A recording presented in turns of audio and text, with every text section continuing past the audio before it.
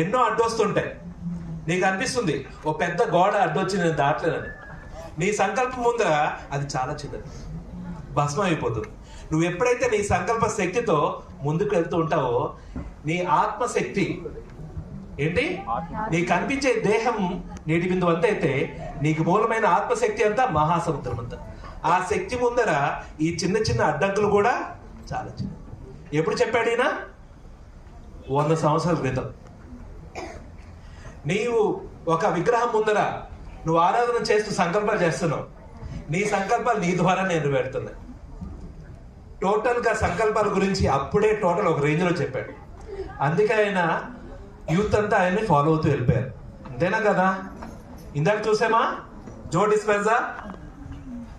ఆయన ఏం చేశాడు? ఆయనకు ఆత్మ ప్రపంచం గురించి మొత్తం తెలుసు. నీ ఆలోచన యొక్క ప్రతిబింబమే ఈ దేహం. నీ ఆలోచన యొక్క ప్రతిబింబమే నీ భౌతికంలో జరిగే ప్రతి విషయం. ఇక్కడ ఈ కార్యక్రమం జరిగింది, అయిపోయిన తర్వాత ఏం చేస్తాం? ఎక్కడికి వెళ్ళాలంటే ఆలోచన ఉండాలా లేదా? అంతేనా కదా? ఇది సేమ్ ఫామ్. నీ భౌతిక దేహం అనేది నీ మనస్సు యొక్క ప్రతిబింబం. ఏంటండి? నీ మనస్సు యొక్క బ్లూ ప్రింటే ఈ ఫిజికల్ బాడీ. నీ మనసులో ఏ డిజైన్ క్రియేట్ చేసుకుంటావో ఫిజికల్ బాడీ ఆ విధంగా ఫామ్ అవుతుంది. అంతేనా కదా? భౌతిక అనుభవాలు కూడా అంతే.